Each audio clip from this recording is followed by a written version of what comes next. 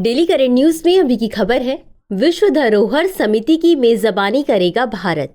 भारत जल्द ही यूनेस्को की विश्व धरोहर समिति के 46वें सत्र की मेजबानी करेगा। इस साल 21 से 31 जुलाई तक दिल्ली में इस समिति की बैठक का आयोजन होगा।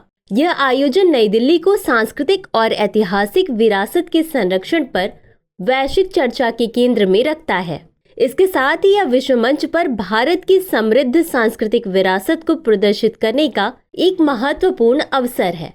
चलिए अब जानते हैं विश्व धरोहर समिति के बारे में। यह संयुक्त राष्ट्र शैक्षिक, वैज्ञानिक और सांस्कृतिक संगठन यूनेस्को की एक समिति है।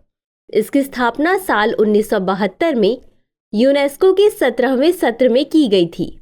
इस समिति का सत्र प्रतिवर्ष आयोजित होता है, जिसमें 21 सदस्य देशों के प्रतिनिधि शामिल होते हैं। यह मूल रूप से ऐसे प्राकृतिक या सांस्कृतिक स्थलों को परिभाषित करती है जिन्हें विश्व विरासत सूची में शामिल करने के लिए विचार किया जा सकता है। अंत में जानते हैं यूनेस्को के बारे में। यह संयुक्त राष्ट्र या यूनाइटेड नेशन की एक विशेष एजेंसी है। इसकी स्थापना साल 1945 में हुई थी। इसका उद्देश्य शिक्षा, कला, विज्ञान और संस्कृति में अंतर्राष्ट्रीय सहयोग के माध्यम से विश्व शांति और सुरक्षा को बढ़ावा देना है। यूनेस्को का मुख्यालय पेरिस में स्थित है।